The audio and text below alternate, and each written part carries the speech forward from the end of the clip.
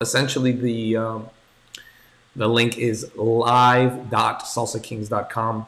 Essentially, they could go right now, because since we're officially on, that link takes them directly to whatever live feed that's going on. And since we're live now, it's going to take them directly to this one. So if you want to go ahead, I don't know if you at some point wanted to send that out, or if you already have, whatever the case is, but they can officially get in at this point now that we're officially on. So that's what's up. Let me actually go ahead and refresh. Yes, we're already on. Say it again. No, we're already on. That's what I'm telling you. Yes, we're already on, for sure.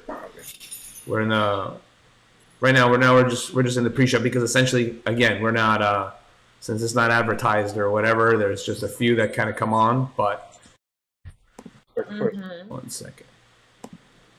Boom. I want to send. And then play. Wonderful. Okay. Cool. We're rocking and we're rolling. All right. Sweet. All right. So tell me, how was the situation when you guys came down to Miami? Technically mid-pandemic.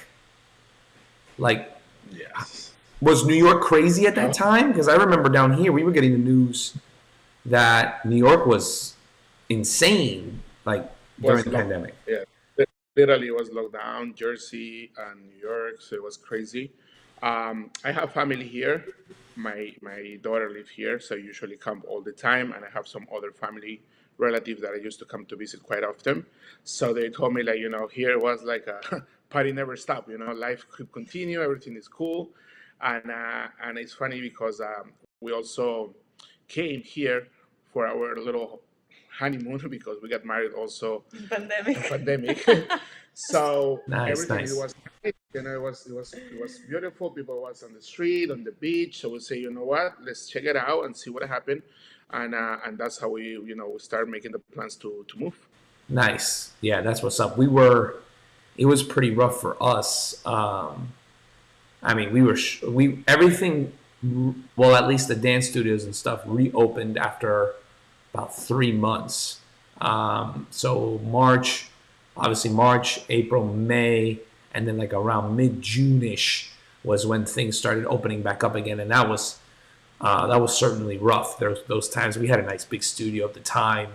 And let me tell you, the landlords were not very nice. But we went live. We taught live every day on Facebook and Instagram. We package those and we offer those as courses. For our stuff, and we call the 2020 special. There's like there's 100 videos in there because it's 3 months worth of classes. Yeah.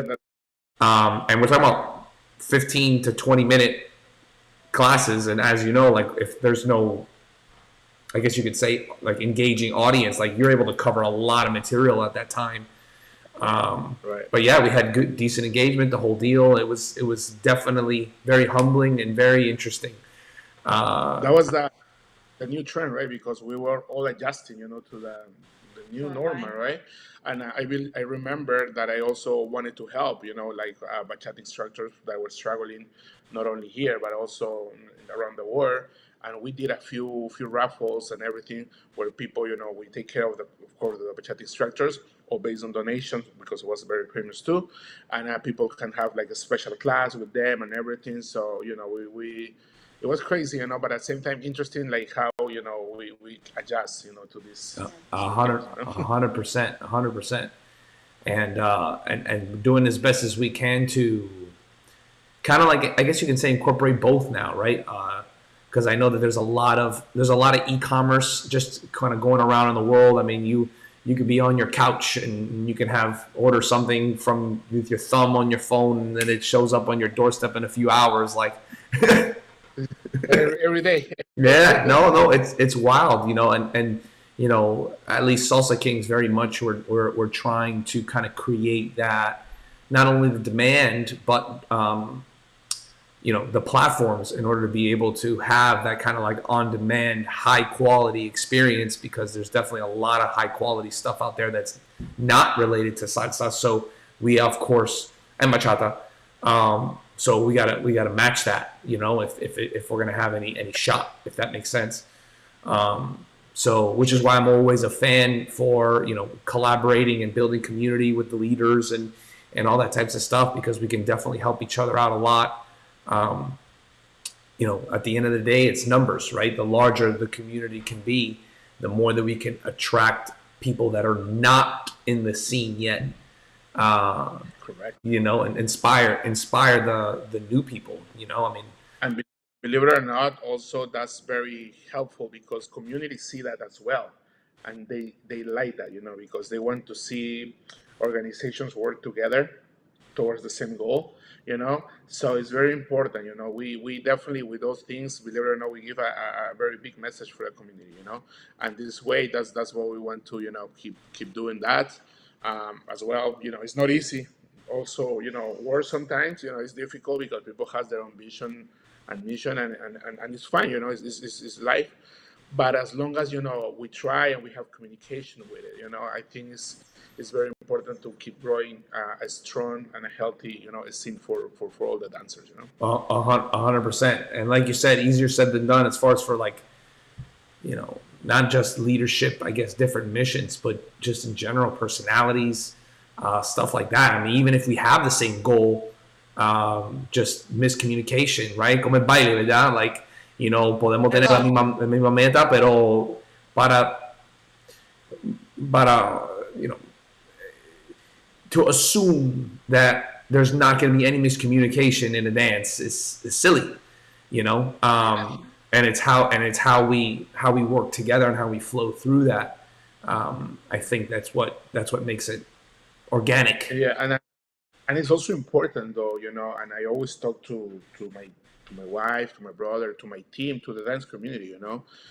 People can try to work together. As you say, it's hard. Sometimes personalities, miscommunication, etc., etc.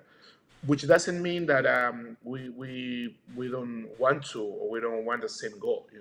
It's still, we have the same priorities to keep growing the scene and everything. So it's very important to know that, for our dancers. Like it happens, and we keep moving on, and we keep doing our thing, and we keep working hard, for the same goals. Absolutely, absolutely. No, there's no doubt about it. Have you had, I guess you can say, experience working with other leaders, or have you been more about, building the actual, I guess you could say, student body, if you will, or not necessarily student body, but maybe party body? I don't know. Right. The people that are going out and actually dancing, if you would. Yeah. No, we did work with people. We tried to collaborate with other organizations at the moment. Like I say, sometimes it works, sometimes it doesn't.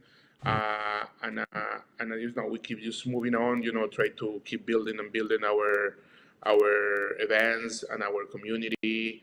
And also we work a lot, for example, with Jorge Charum, who's been very welcome to with us. That's right. I did see that. That's awesome. That's so awesome. Yeah, and it's good because when you share the same passion, and uh, at the same time, as I say, like, sometimes it's hard to work with people, sometimes it's so easy as well. It goes so smooth, and that's fine. That's not nothing wrong with it. And we've been working with him a lot in different projects, and we thank him a lot for what we did. But we did work before, in the moment, with Pedro de los Rios, with different people, with James, with other people that have been involved in the bachata community, and we open to work with all the people, with the people who wants to push this the same way. We're more than happy to make it happen, and yeah, this is something like we want to definitely send a message to the community. That the more together, more communication we have, is going to be way better for everybody, not only for organizations, but also for the community, and that's what I care about. I want the community to feel in a good environment. Absolutely, absolutely. And at the end of the day, the end user or the client or the customer is receiving more value, right? If you Correct. know if we work together, it's my experience and your experience together. Find those, right? Essentially, it's not one taking away from the other. It's adding. And as obviously as long as we have the space large enough to host everybody, then we'll be perfectly fine. And then of course everybody's showing up to these parties is essentially to meet other people, right? To dance with new people and all of that. So the more new faces that we're constantly providing for the scene, that's just going to keep people around longer, essentially, at the end of the day. Especially if you're doing stuff like on a monthly basis and it's like you're coming back so that you can say, oh, look how much better I've gotten or whatever. Sure. For sure. So that, yeah, all that's awesome. That's Really, what really cool stuff. that you point, and I love to say because it's about what we want to talk, which is building a community. It's bringing people to the scene, new faces. People who wants to dance, who wants to learn. And that's what we receive a lot every week on our social, the Bachata over the social every Friday at BK Dance Arena. For example, last couple of weeks, it was funny because some people, oh my God, all these people I've never seen in my life. I say, should be happy. This is good, because this Right. is what we want. We want to keep growing people and come more dancers. So they have different experiences, you say, and that's what we love about this. That the more people we have, it's going to be definitely the better for everybody. Absolutely. No, for sure. I'm particularly excited about this topic because I've actually done conferences. Right? There's like community-based softwares and stuff like that. Flown out to Texas and the whole deal. Like the Art of Gathering is a wonderful book by, I think her name is Priya Parker is the author. Just talking about the different dynamics and creating special, real, legitimate reasons, for people to get together. And of course, as we know, something like a New Year's party or something like a Halloween party is always going to do better, just because of not just a theme, but because there's an actual reason. For example, special guest instructors or performers or whatever the case is. There's even unique stuff like, and I'm sure we'll get into this in the interview, but there was one that was like, it was, what is it? It was like I forget what the title was, but it was something super catchy, and it was like mothers that were like, I don't want to say down, but like, kind of like low on their spirits, right? So the theme is the rule. So for the parties is like there's a rule. So you have to take a shot every time you talk about your kids, right? So I know that it's difficult for a lot of moms to like just go about their lives discussing anything other than their kids. So the second that they bring that up, oh, you talking about your kids? Boom, you got to take a shot or whatever. So of course this gets very interesting very quickly. And again, they put some super cool, catchy title to it, and I'm missing it right now, and I apologize. But different things like that. Like Aventure Dance Crews that do the themes for like what to wear and stuff like that, and that's more of like on a smaller scale. But the more, believe it or not, the more like specific, the more almost even difficult or unique that it becomes, the more special the guest feels because they fit, if you would, right? And then at that point you can start to charge more and stuff like that because now they're fitting into a certain criteria. And as far as for legitimate building community is concerned, even though numbers may be smaller, they're more like qualified, more of the target market that you're looking for. People who love bachata overdose, who love to overdose on bachata. Like that is your type of people, right? Same thing. Right. For sure, Yeah, for yeah, sure. that's funny that you mentioned that because that's literally how we also feel. When we fall in love with bachata, especially me and my brother. When we start dancing, um, we say, "Oh my God!" We went to this bachata party for the first time in New York City. That was running by Alejandro, and it was on a literally in a basement. So it was like, but it was like huge. People dancing and say, "What is this?" And then we were like, "Wow!" And then we come back that follow week, and then we come back that follow week, and then everyone said, "My God, this is like an addiction," and that's how it started a little bit the name, and that we call Bachata Overdose, satisfy your addiction. So Absolutely. yeah, that's yeah, for sure. I love it. No, for sure. And so, like, for example, for us, right? So we have our, I guess you could say, energy signature, if you would, for our brand. As you guys know, we're Salsa Kings, right? So for us, it's very much kind of like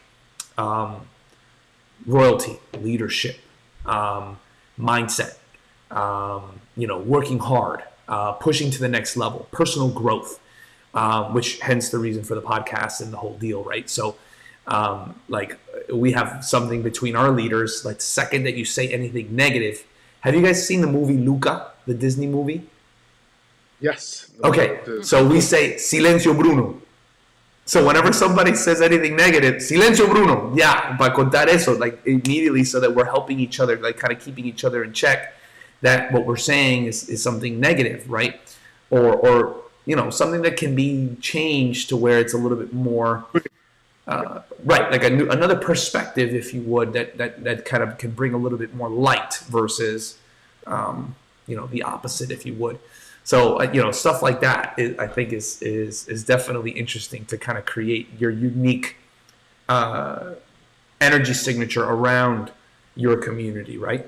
Numbers is obviously really important, but yeah, I mean, as you guys know, specializing, like you say, you're niching down into your bachata, and that's what you guys are known for, and that's amazing, and that's awesome, for sure. Yeah, like I said, like also unify different communities. Like from the north, from the south. I think it's very important also to provide to everybody. Because um, our vision, our mission has always been to give what the community asks. And that's what we've been working until now, and that's what we're gonna keep doing. I have also what we do sometimes is like we have like a questionnaire or forms that we provide to people to say what we can do better. What would you like to see, what would you like to have. And for me, you'll be impressed, how many people answer this. Sometimes people say they don't care, but the last form that we got, we have over 90 people response from. For me, it was very surprising. And see the answers, see the their thoughts, their comments is super super important because we really care about that community. That's what we're all about. And if you guys are happy, we are happy. Absolutely. And if I something extra to make you happy, trust me, I will make a little extra for you to make you even absolutely more happy. And that's what it's all about. At the end of the day, of course, as as leadership, like you're saying, that you're able to put in that sacrifice, and that the people that are part of that community can kind of lean on you, and they know that you're going to be out to take care of them at the end of the day, which is of course wonderful, and at the end of the day keeps them coming back, not just because of how they feel, but because tangibly you're offering what they're asking for, or at least doing as best as you can. Because sometimes I think that what's being asked is not possible. I know that's Right. definitely, sometimes that's definitely, Yes, me, Romeo Santos. I wish. Yeah, right. Exactly. For sure. Hey, like keep coming to the parties. Hey, we accept donations, right? For sure. We of course we definitely want to be able to offer everything, and I think that also at the same time a community that is welcoming also, because I think that there's kind of like the other side too. And I've had experiences where there's I don't know how you would say this in English, but okay, algunos son unos descarados, preguntando cosas, and it's just like asking for more and asking for more and asking for more. And it's like, okay, buddy, like, now you're officially taking advantage, and I think that's very real, unfortunately. But, kind of like seeing who's for real and kind of keeps a real awareness of what's possible versus impossible, versus trying to just get what they can get. Yeah, right. And at the end of the day, this is not an easy task. As organizers, we really work very, very hard. Like people don't know how much effort, how much time we put into something. Of course, there is events and there's events, right? But when you do it the right way and when you mean well and you're really working for your community, you have to put an effort, and then people, of course, they'll see it on the event itself when they experience it. But yes, sometimes, and listen, we're all about helping our community. I really try to help as much as I can, but at the end of the day, also, it's numbers to meet, and it's something that we have to make sure that, guys, if you want this, it takes effort, it takes money, investment, everything, which of course we're willing to make for you, because you deserve nothing but the best. 100%. So people, thankfully, most of the people were very, very, very, very thankful because they're very supporting and understanding, and we have, I would say, zero complaint about it because they're nothing but supporting to us. But I heard, like you say, like sometimes, you find For sure. No, absolutely. All right, so let's go ahead and get this thing started. It's 7:00. I'll go ahead and introduce you guys, and we'll get this part started. Ready to go? We're good? All right, let's do this. Woo, woo. All right, cool. Okay, here we go.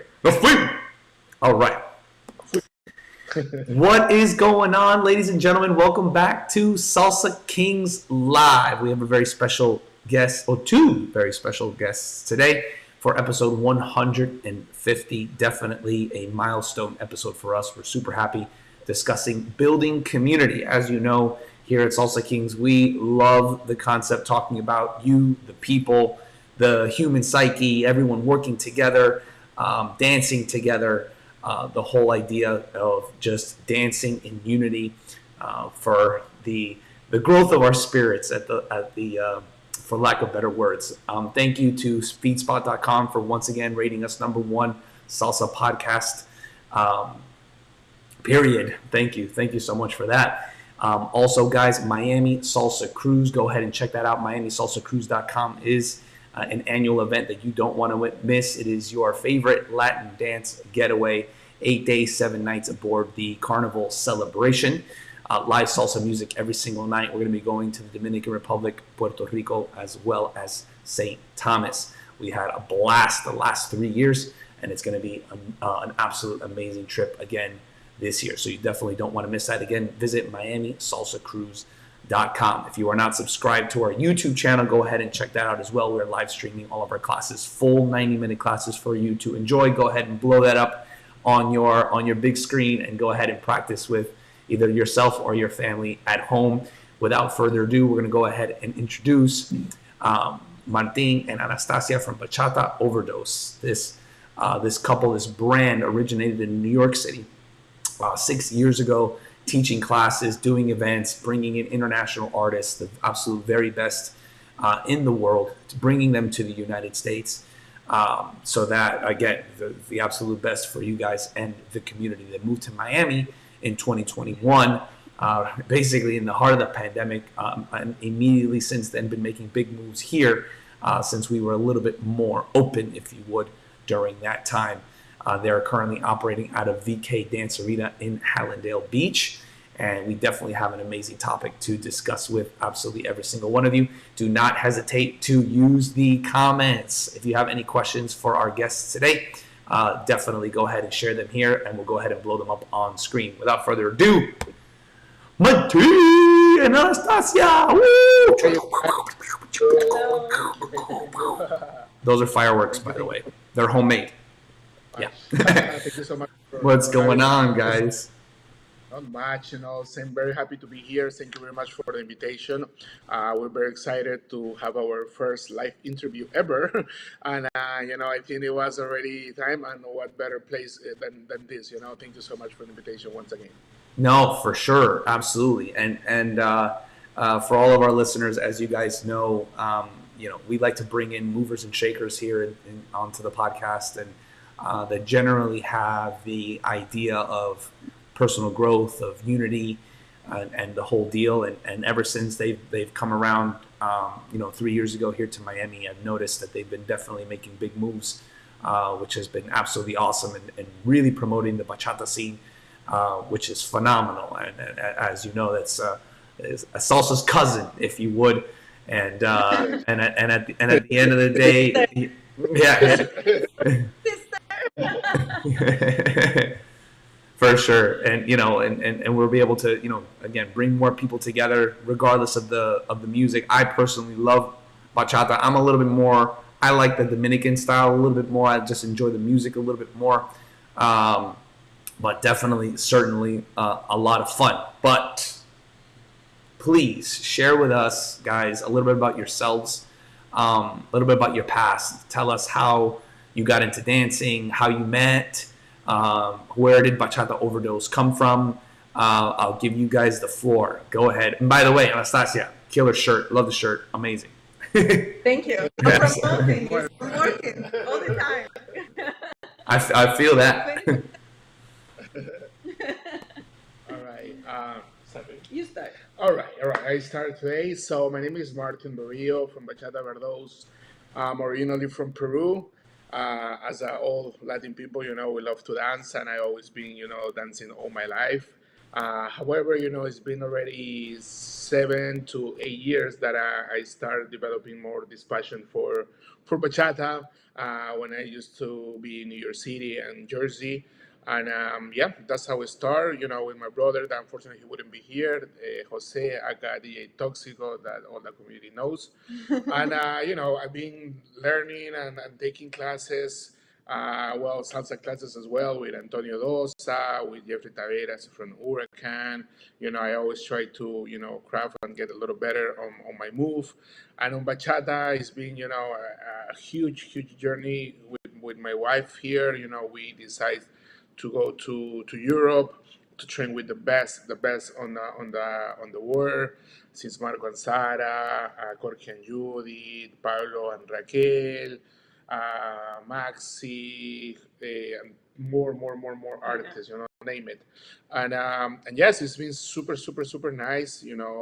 We very feel very happy now here in Florida. Everybody being so welcoming to us, and we're so happy to put our 2 cents in the community to keep building and growing here. And yeah, it's been amazing. It's been amazing. We're so happy what is future in store for us. And yeah, that's pretty much it on my end. So my turn. Yes, it is. So my name is Anastasia. I'm originally from Russia, and I'm a former ballroom dancer. So I dance all my life, compete on my life. I love to be on the stage. I love to dance. It's the biggest passion of mine. When I moved to United States, I didn't know that salsa exists or bachata exists. Bachata existed, but was not that popular per se. So on my 21st birthday, my friends took me to a Latin club, and I was like, oh, what is that? How people can dance without knowing the moves. I only had one partner all my dancing life. We danced for like 8 years together. Wow. Every move, and yeah. So for me, it was absolutely crazy. I'm like, people coming to me and tell me, would you like to dance? I'm like, no, I don't know you. How I'm gonna dance with you? So it was super fun. Then I will start wondering, what is that? I used to live in Arizona, and it's a big Mexican community there, and everyone dances salsa and cumbia. So it was not bachata at that time. And that's it. I start wondering. Then I start looking for classes. I found classes. I picked it up very fast because, again, I'm a trained dancer. It was kind of easy. And then that's it. I joined the performance team. I start training. And when I moved to New York, I decided to start dancing bachata because that time it was only salsa. So I was perform salsa, compete salsa. I actually remember I did my solo in salsa. So I'm kind of like, in salsa too. But then bachata took over and like stole my heart, my soul, and that's it. And when I Wow. moved to New York, I started training bachata 24/7. Yep. I feel that 24/7. I feel that 100% for sure. Okay, so then you guys, my thing. Did you grow up? No, you said originally from Peru. When did you move to New York, or were there spots that you traveled in between there, or? Well, I moved to Jersey at first, where I lived most of my life when I was 18. So I Yeah. lived there for close to 16 years. And then, but it was very close on North Jersey, which was like literally 15 minutes away from New York. Right. So I was like in New York every week. And yes, so that was when I met this beautiful lady over here while dancing and bachata.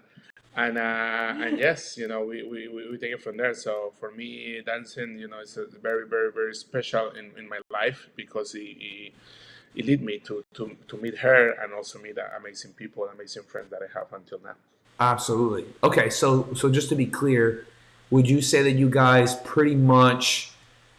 I mean, we're always growing, right? But would you guys say that you kind of were already like at your bachata peaks, if you would, when you met each other? Like you guys were already there, like you had already. Are you okay? So Anastasia, you were just starting. We Right. were We were starting. starting to love this, and we were like hunger to learn more and more. And that was the right timing for both of us, literally, because like literally we were doing congresses, festival classes, and until we decide to get to the point, let's go to Europe and train because we love this. Wow. And we went there, and then we moved to Spain for a couple months just to learn and have private literally every day and have all these kind of classes to learn this craft. Spend our life savings. Yes, that For too. Feel all the that. classes. It was, yeah, Seriously. it No, was I crazy. feel that. So you guys met as bachata students, essentially. Then. Yes, Yeah. social dancer students. Yes, correct, Okay. correct. Yes. Okay. So my thing. Did you start with salsa? Oh, yeah. Period. You started with salsa. Okay. Well, yes, I love salsa. Okay, Okay. people don't know this. And this is something that is gonna be probably shocking for a lot. I love salsa. Literally, salsa is in my heart. Every time I listen salsa, my body move automatically. Okay. However, of course, on two, on one, all this structure, is something that you really have to craft and put time on it. And yes, in South America, we dance more side to side. More like a Colombian style, Cuban, you can say it. Sure. But yes, I did take classes of salsa and everything because I love it. But once I started listening bachata, I feel like I want to learn more this, and that's why I start taking it to that side, and that's why Gotcha. bachata took. Nice. Nice. Nice. Cool. Where? When was? Because we did. I've done an interview with El Tigre de Mambo and Ataque Alemana, and I forget when that all kind of happened. Like, what year was that? Like, when did that start? I guess you could say. Right, the bachata started around like here, at least in the United States, around 7 8 years ago. I would say Maybe 8 9. yes, around 2016. I would Yeah. say that's Right. when I started Which is wild to growing. me. That's like super like new, and the way that it's blown up has been Right. amazing. It's beautiful. It's a Oh beautiful. yeah, no, bachata, of course, the traditional, of course, it's been there forever. Of course, But of it course, was of course. more like for people from the Latin people who dance it in the regular clubs and everything. But then the bachata has been has evolution and it started doing to the sensual. Now you have all kind of fusion and everything, All right. and that's why it started kicking out, and it started people from all over the world and different people be interested in learning, because Right. it wasn't only regional, and that's when it started, popping up, and now it's like crazy, you You're can becoming name it. popular essentially at the end of the day. At the very Actually, minimum, people are watching videos. That they maybe never they'll never dance it, or they'll never whatever, but they're familiar with the name, Ataque a la Mana, which is interesting, definitely, What was a big Yeah, one for me, yeah. this is salsa, but still, when Karen and Ricardo went to the finals in the World of Dance, that had a tear in my eye. That was just like, oh my god, like yes, like finally, like we're getting and that's the salsa, this the salsa that's real. I don't, you know what I mean? Like it's the salsa that we know, the social dance. Obviously, it has a lot of performance factor into it, but it's not the so you think you can dance salsa. I guess, or not so you think Dancing with the Stars salsa is what I mean. You know what I mean? Like it's more. I don't want to say Latin. Now I'm getting into like politics here. I'm getting. I don't want to step in the wrong place. But I think you guys know what I mean. You know that Yeah. it's becoming. It's at least being in the platforms that can become popular, Right. which is wonderful. And I think that's huge. And hopefully we get a bachata dancer, a bachata couple, up there doing the same thing and making it to the finals or whatever the case is, because there's certainly a lot that can be showcased there. You know, And I think the evolution of bachata and salsa as well, is on the TV. I think we're gonna hit that road, and because it's getting more popular, you see artists that never done bachata before, like artists like music singers doing it now. So you Oh become yeah. like, wow, this is something that really is taking off, right? and those little things, like even though of course like you can call us bachateros whatever, but once again you see Karen and Ricardo representing not only the salsa world, the dance community itself. It makes us also very very proud, and that's something that definitely touches us, because we used to watch that that Of course. show all the time, and we were like, Yep, oh my, we were very excited, every time they were on the show, and yeah, it was a thing. It was a very very big hit worldwide. for sure. It's like that's one of us. That's us. Like they're representing the whole.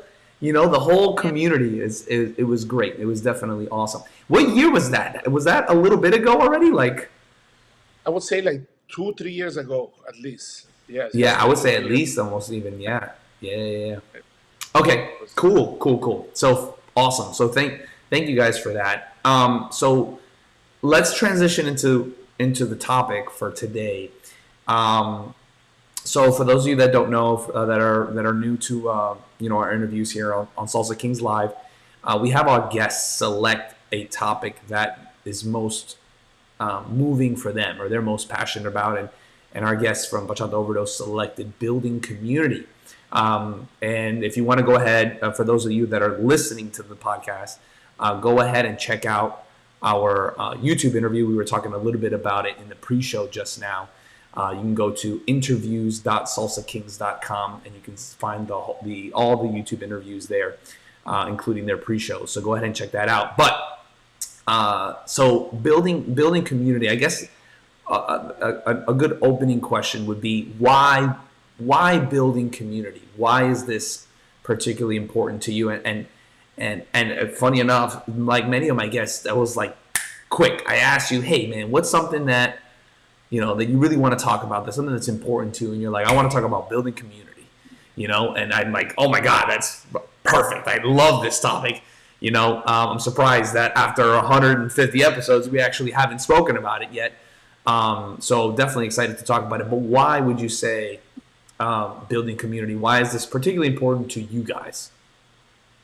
well, that's one of the mission that we have when we start the organization.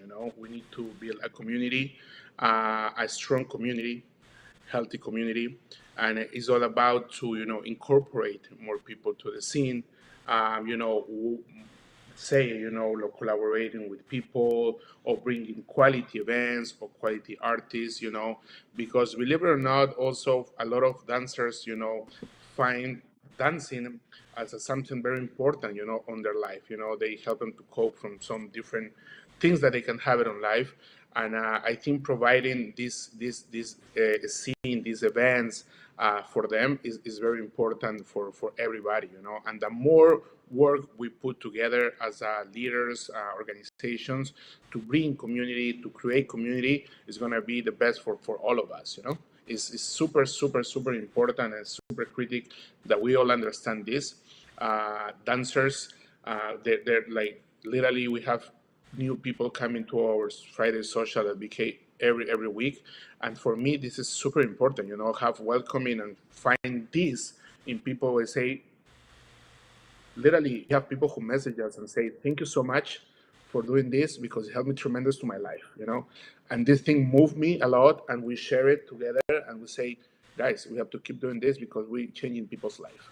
It's not all about business. It's not all about doing this and that. It's also to help people to feel welcoming, to feel open and express themselves through an activity, which is dancing, right? Absolutely. 100%. And it's beautiful, man, because I've been doing this for a while too now. I started in 2004, started teaching in 2006, and that was definitely something that I was just like blown away by, when the people like they say, "Okay, can I talk to you for a second?" And it's just like, "Thank you." And I'm like, "Dang, like you just I'm your slave now. Like, I have to do everything you ask me from now on because I guess, but the thing is, what's cool is that they're just reciprocating how we made them feel, right? So us putting in our work has them feeling, all right, creating an outlet, I guess you can say, for them to express themselves. And as we know, this life ain't easy, and being able to have some music on and girls, the ladies can swing their hair around, and the guys can do that for her and dip her at the end of the song, and and it's those little things that, I mean, where else are you gonna do that, right? Yeah. Of course, new people too. Nowadays everyone work from home. People have a problem to make friends. They don't know what to do, and plus they need to move their body. What can be better? Absolutely. You go dance, a lot of new friends. You meet people from completely different circles where you cannot find them, like in a regular life. One is the lawyer, one is an actor, one is the singer. Like it's such a mix, and it's amazing. Yes. You meet different people. Plus you dance. It's kind of form of meditation, for example, for me, because when you dance, you don't think about anything. You can go away, run away from your problems in life. So it's important, and we provide them this experience. 100%. And I know you were talking a little bit before also about kind of blending in the dance styles as well, right? That you were having multiple rooms in your parties as well. Talk to us a little bit about that. How does that help with the building of the community? So there unfortunately, like nothing is perfect, right? Everything, sometimes we have negativity, or some people create divisions and stuff like that, and we really believe like we have enough of that in the real or regular life. So for us, it's always been and be really close together with leaders and organizers who try to bring the community together. So we don't want to see like as a bachateros, salseros, suqueros, quizomberos, or any other kind of different type of dance that you love. That's what we try to bring all, because we believe that we are one big dance family. We all love to dance. We all love to move our body, express ourselves, and that's what we try to build here. So that's why in our socials we start with a salsa room and a bachata room and a certain Fridays. Then we start with a souk and kizomba room in a different other Fridays, and now we're trying to bring more and more of that, so people find in a place. Either you love bachata, but you also love salsa, or you like and you want to learn kizomba or souk, and then you want to dance your bachata. So why not bring all this to people in one place? Because at the end of the day, once again, we're one big dance family. So every time that we have big events and stuff like that, we try to invite all kind of type of dancers. We combine performances of salsa, bachata, kizomba, or souk. So I think it's very important that we also focus that. We don't want to have any division between us. We're dancers, and we all have to support each other as much as we can. Nice. Yeah, no, that's beautiful. Aside from the different, I guess you could say, rooms and kind of incorporating all the different styles.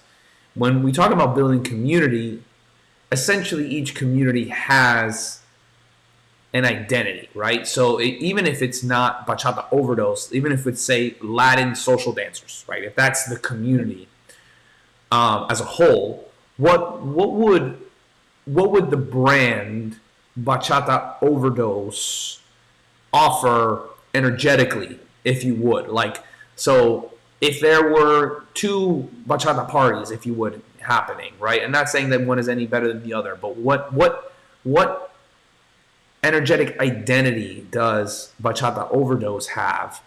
That's kind of, even maybe if it's not even mentioned, but felt.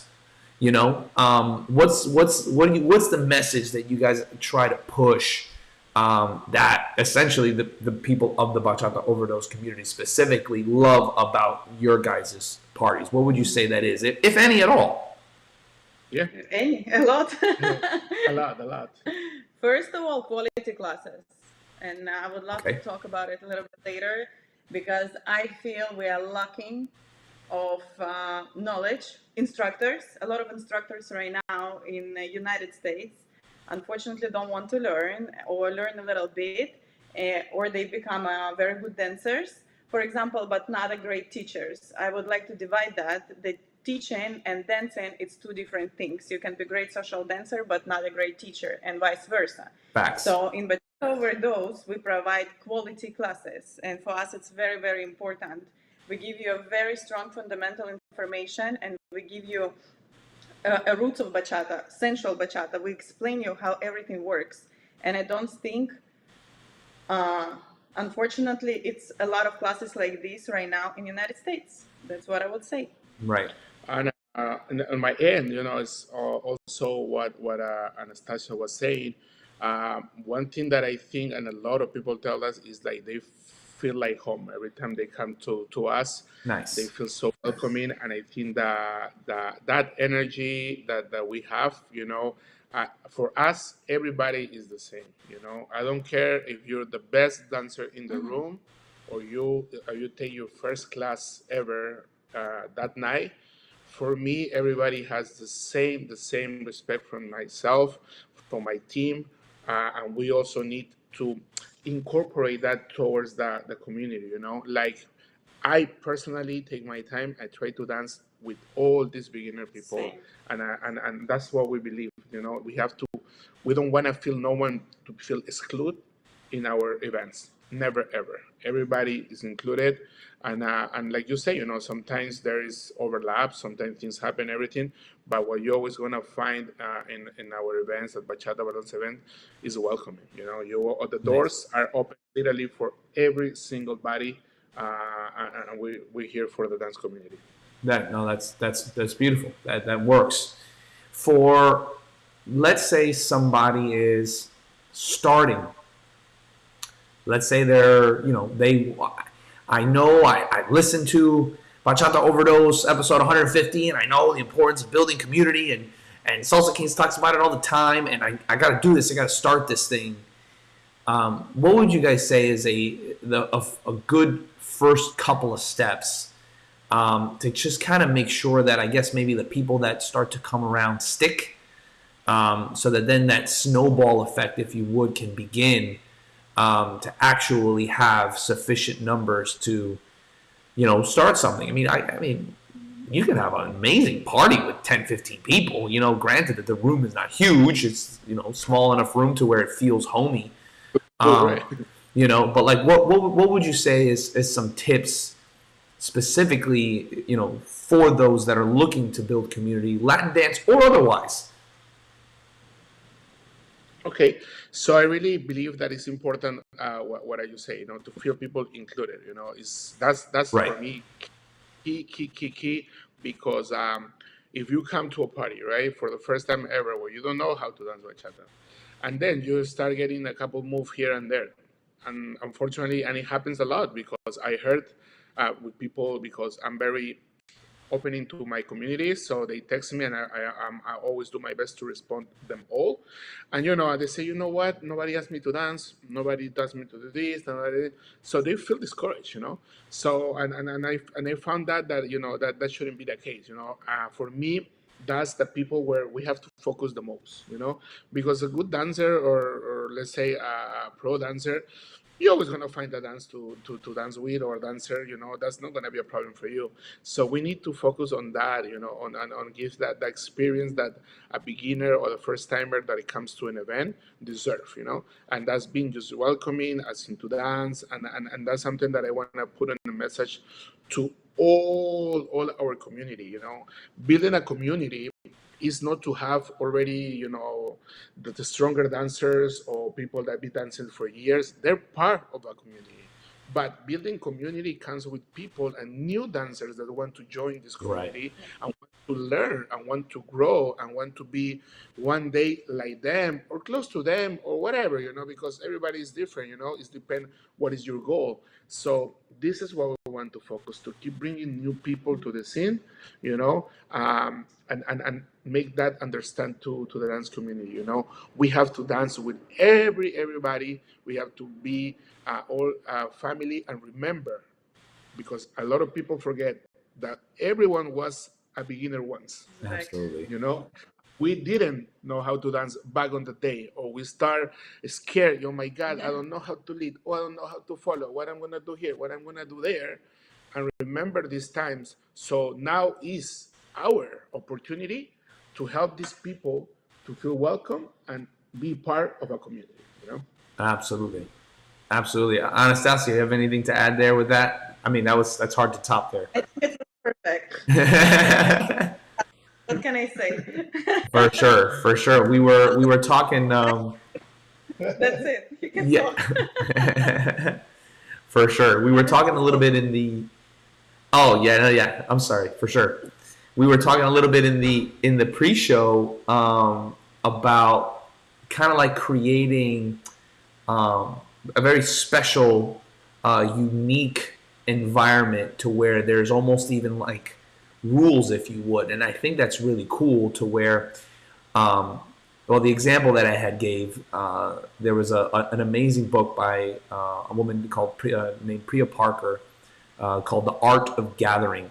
And it's basically, again, just studying what makes for a successful gathering, right? And essentially that's what we're doing, right?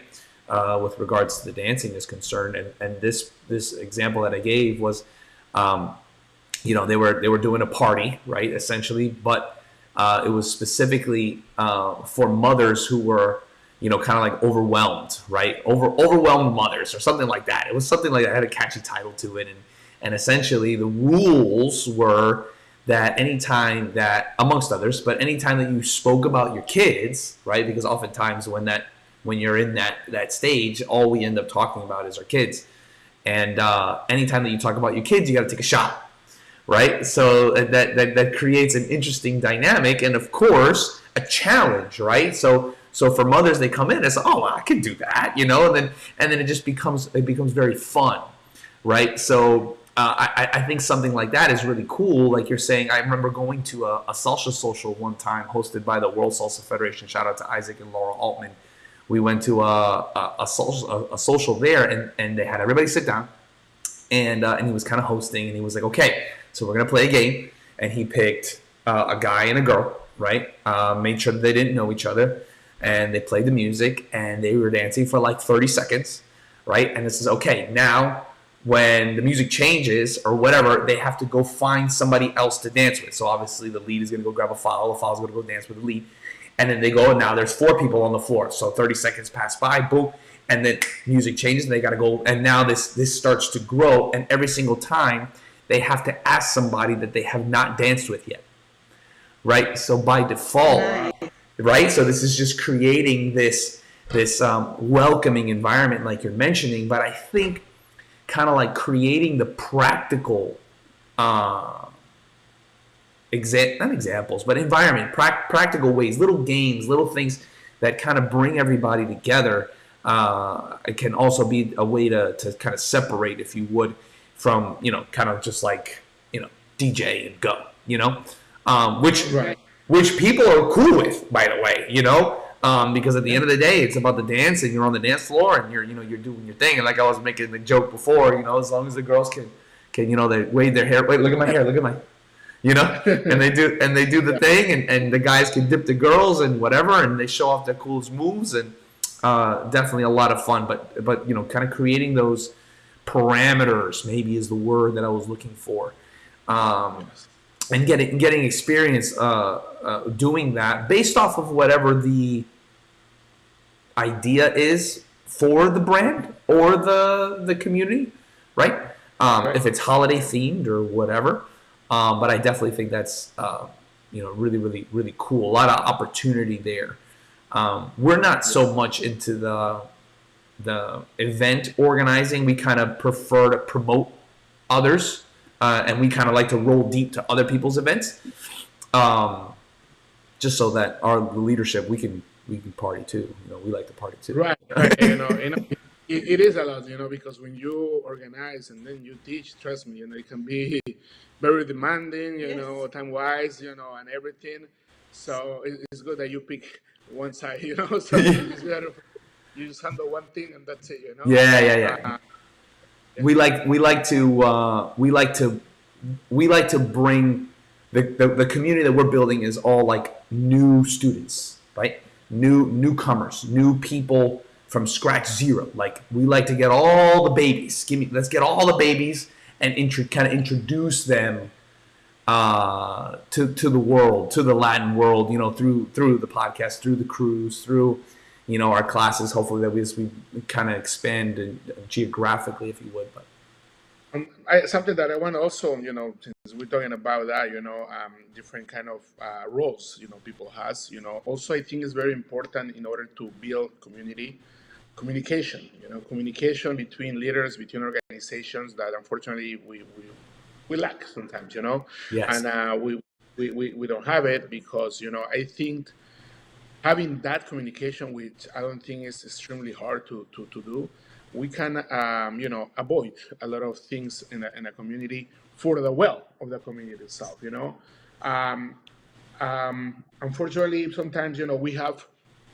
organizations that, for example, you try to work with people like as we were talking in the pre-show, and it's important to always give it a try, which is sometimes it's easy to work with, sometimes, for different reasons, as you mentioned, communication, personalities, whatever is it's a little harder, which is fine, and doesn't mean like it's no hard feelings at all. We keep working towards the same goal. It's nothing. Other for enjoy it and try to work with it. I think it's something that is very important to note it because at the end of the day, the people who get hurt is no one or other organization. It's our dance community, because we split it instead united things. And I think it's very important that we understand that because with the communication that I was talking about, I think it would be better to have and say, listen, guys, let's try to do this, let's try to do this in order for the better thing of the community. Overlaps happen all the time. It's like right. it's normal. But when more communication we have between organizations, I think the outcome for the community is going to be better because they feel it, all these little things that community tells us. We want to make sure that we want to protect this.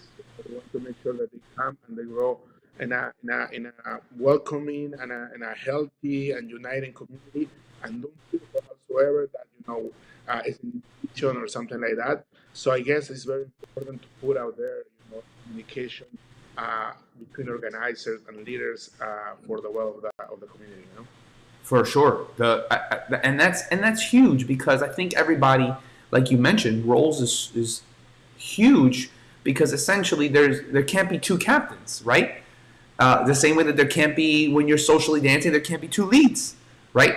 There's different roles, and as people take on different roles, that's how the organization can grow. And I think that there ends up people thinking that they're the chief is best. Like, This is something I very don't even want to be chief. Like, what? Like, give me, bro. I'll be your best pawn. Sign me up. Like, you know what I mean? For sure. This has never been a race. You know, if people out there think this is a competition Oh no. that's showing who's best or who has more, who has this, you got it totally wrong, buddy. You know, like this has to be very, very, very clear not out there for the community. You know, we've been building this community with other leaders as well, and we see that people is pushing, you know, toward the same goal, which we love it. But like you say, you know, you can have a great party with 15, 20 people, you know, and you can have a so-so party with maybe more people, you know. So it's never been like that. So that has to be very clear, especially for leaders and organizers. This is not a race. This is not a competition. This is about build a community for them, provide something special in their own style, you know, and then that's it, you know. But trying to divide or work against each other or trying to do this and that's not gonna take you anywhere. You know, that's not gonna take you anywhere. And like I say, that community is looking to, you know, is aware of that as well. So we have to make sure to take care of this, and it's our job as our leaders to make sure that we ensure that for the community. You know, so once again, you know, it's very important, and I say openly here in your chat, you know, like we know how to reach each other. We know how to, you know, talk to each other. So, you know, feel free at any time, you know, when you think that things to need to be talked or expressed, you know, it's very important that we do it, you know. I think it can be very easy to do once identity is created. Because none of us are the same, Right. it's going to be Sure. impossible for there, like, of course there's going to be some overlap, but some people are going to vibe with others more than others. As a matter of fact, if anything, you would want to lean in to everyone's identity and say, hey, I'm this, he's that, she's that, and if we all do that, then we'll all be able to pull who we are more, our target market, who we're looking for more specifically, right? You know, we very much clear our identity to be new salsa social dancers. New, zero, scratch, right? You guys are more, from what I understand, bachata, maybe even intermediate, because we're talking about quality dance, quality classes, stuff like that. I'm not sure if you're more into the beginners or more into intermediate. Beginners also. Yes. Because it's very, when we say quality, is because you need a good foundation. Okay, right. To grow and you need to know how to explain it good, so people come out with the right idea of sensual bachata. Right. Because what's going on a dance floor, sometimes this is not essential bachata, and that's Right. why a lot of sound people, by the way, making fun of us. Right. But I understand why, because I've seen that also on a dance floor. So for us as instructors, it's very important to send the right message, Right. to explain things right. What essential bachata is? It's sensual to sense, not Right. sexual. You know, Difference. big one. Absolutely. So definitely all about having a grow and keep a strong community by giving good fundamentals, good technique. That's what we invest to bring quality artists for the people to know the real craft, you know. So this way they know, and when they dance with someone else, you know, they understand what's going on and make it happen, you know, and they can use it not only here, wherever you go, you will Right. do the, and that will say, okay, I want to be more. And then the follower are going to be like, okay, I like how these people dance. And then you know that it's a path where it's going to take you to that. And that's why you start keep building a strong community, you know? Mm-hmm. Absolutely. No, and that's good stuff, man. Between, you know, specializing, between identity, between being welcoming, collaborating with other leaders, all of that is definitely golden nuggets. What would you guys say for future plans? What's the goal for Bachata Overdose? Is there a strategy beyond what you guys are currently doing? Because obviously what you're doing is working. Is there anything that you're planning on adding per se, or is it just consistency? Which that's definitely the key. There's no doubt about that.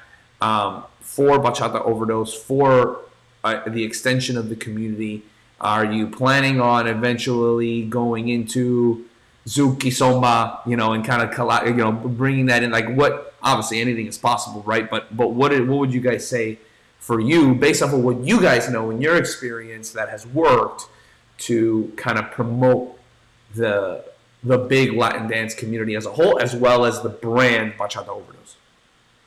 Of course. So as a brand, and at the same time, leaders of the community, what we want to keep going is consistency for sure, 100%. I think that's very important, right?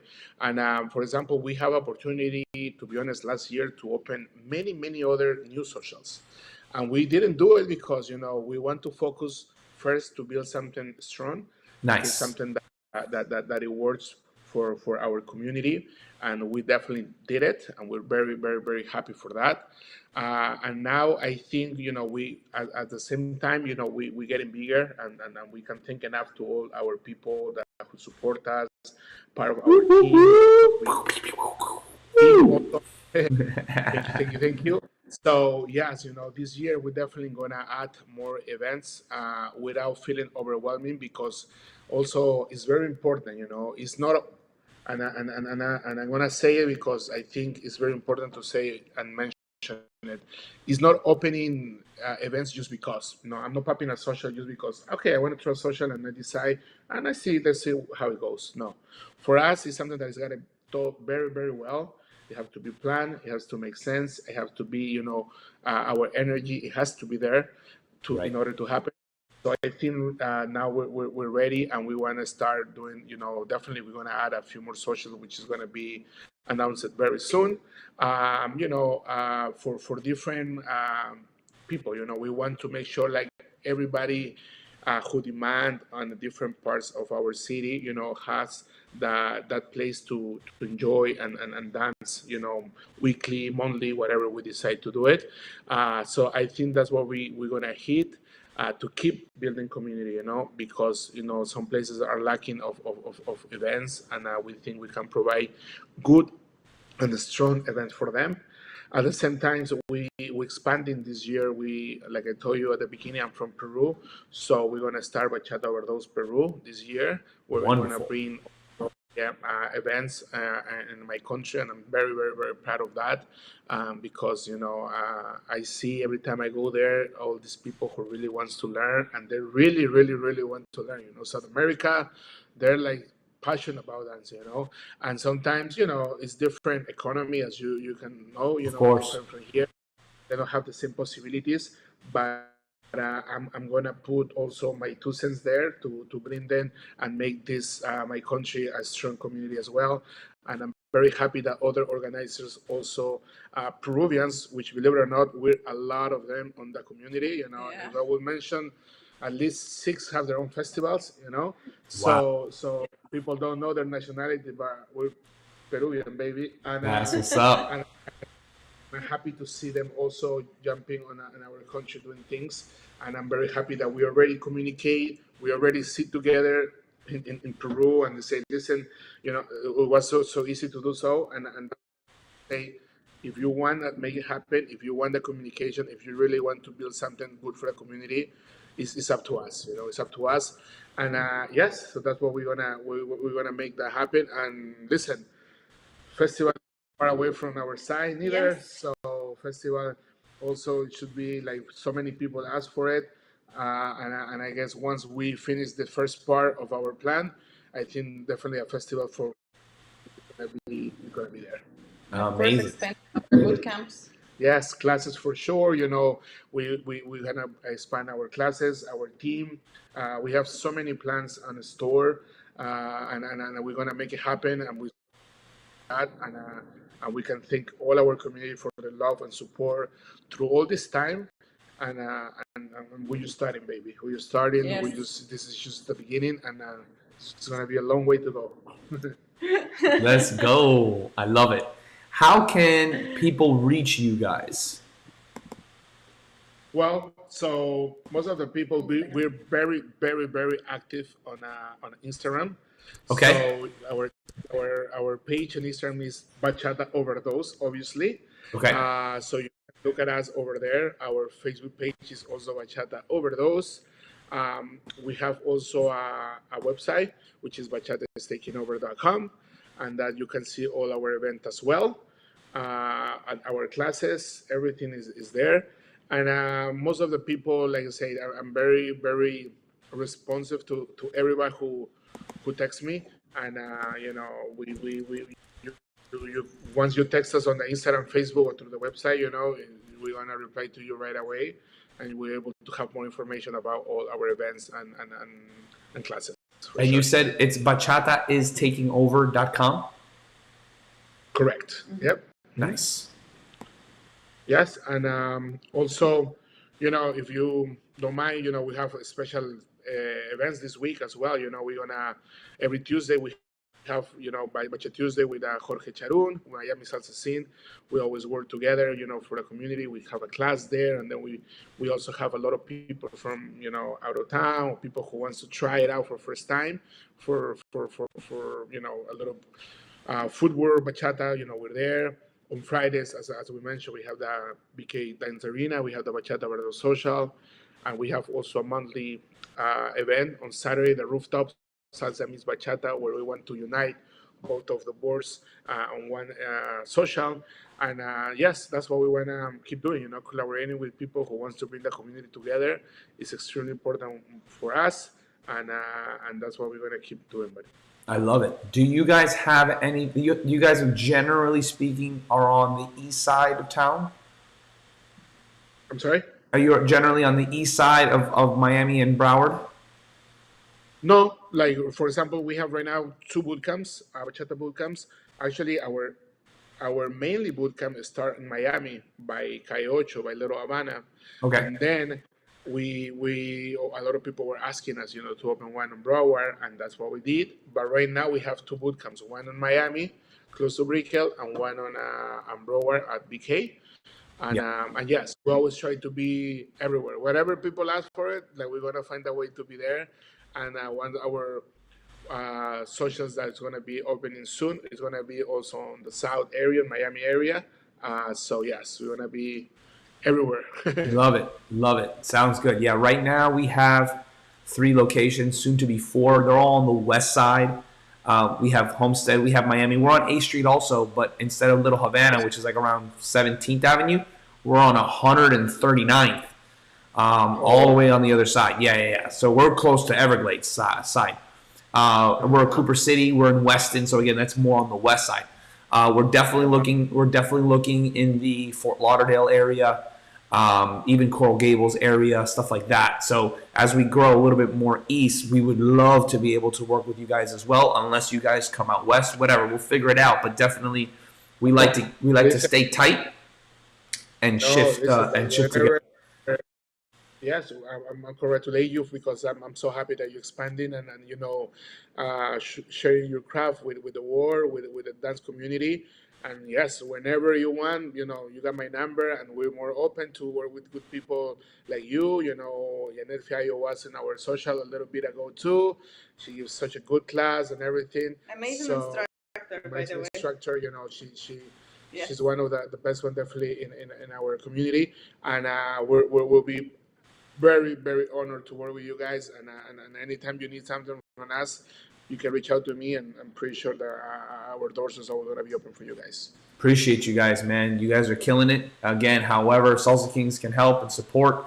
We're definitely here for you guys for the sake of our amazing Latin dance community. All of you guys listening. Mating, Anastasia, your energy is amazing. Thank you guys so much for everything that you do. And much continued success for sure. Thank you, brother. All right, so hope to see you one of these nights on Fridays. For see sure. How you move that. Absolutely. Sounds good. Sounds good. Thank you guys so much, guys. If you have without further ado, if you guys don't have any questions, we're gonna go ahead and call it. Feel free. Oh, actually, do you guys? Oh yeah, Bachata Overdose. Feel free to write Manting or Anastasia on bachatastakingover.com, or they're very active Instagram, Bachata Overdose. You see them here on the screen. Go ahead and communicate with them. Or if you would like to go ahead and reach out to me as well, andres@salsakings.com is my personal email. Be more than happy to answer any questions that you have there. Thank you guys again so much. We appreciate you. Everybody, see you at the dance floor, Thank right? you. Have a Be wonderful good. Signing out. Bye-bye.